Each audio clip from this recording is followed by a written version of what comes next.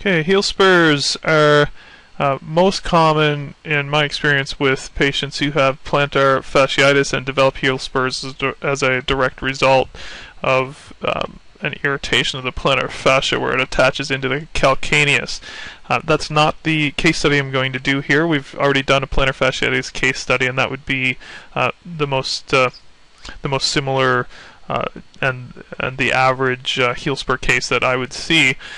So we'll try something a little different with this one. First, let's move on to this Orthotics Builder site. Here's the link to get there, and we will build an orthotic for a 21-year-old, 160-pound male university student who jogs about 40 kilometers per week. He's developed right heel pain with weight-bearing activities. He's tender at the right medial calcaneal tubercle. X-rays show a right heel spur. His gait is supinated, and he has extremely high arches. And on assessment, there was no major varus or valgus deformities noted. So, first thing we need to do is put in the account number. And if you do not have an account number, go to the application page here. You fill out an application, we will review it, and once you are approved, we will contact you with an account number and give you the option and ability to use the system. So we'll just put a number in there arbitrarily, and we'll start with the shell of the orthotic here. Let me just scroll down just a little. Okay. I tend to go with the soft shell for a rigid high arch foot type that's a supinator. You can use the regular shell. It will work fine in most cases. In my experience, shows a soft shell to just give me a little bit better result. So I would choose the soft shell, especially with a runner who's running 40 kilometers per week. These shells will not last as well as the polypropylene. It's an EVA base as opposed to polypropylene. This is an EVA material over here, and the polypropylene material is a plastic composite, and it is seen here. So they don't tend to last as long when you're dealing with a soft shell. I would recommend, with someone running as much as this fella is, to have them replaced every 6 months. I mean, you might get a year out of them, but ideally, to function best and work best with the soft shell every 6 months, the polypropylene shell will last a lot longer, usually 1 to 2 years. Top cover, we want something that gives some cushion. It's good for activity. Sport type cover, 1/8 neoprene is good. It's a little bit of a thicker cushion than the 1/16. On the bottom cover, again, this foot type does not absorb shock well, so we'll give a cushioned bottom. I mean, you could use any of the puff or cork bottoms here.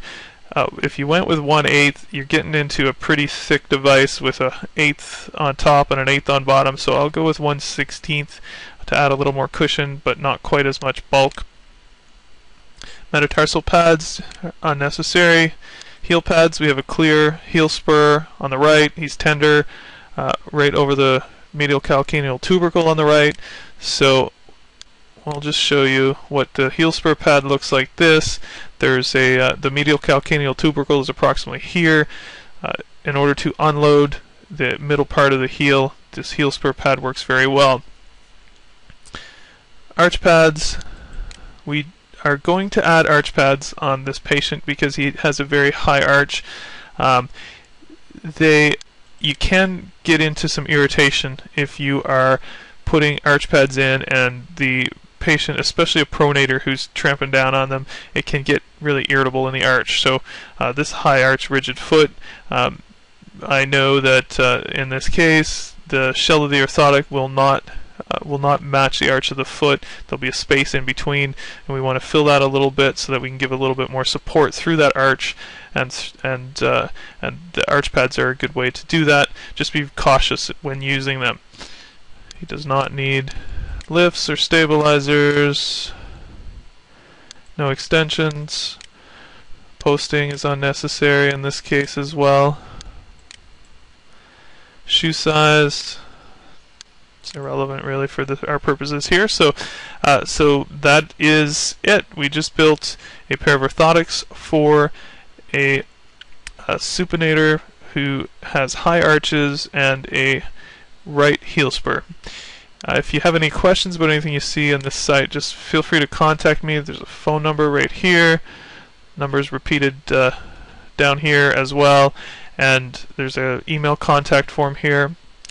There's all kinds of information below in this area where you can scroll down and see other different problems here that we're on the heel spur one here, but also all the information about the different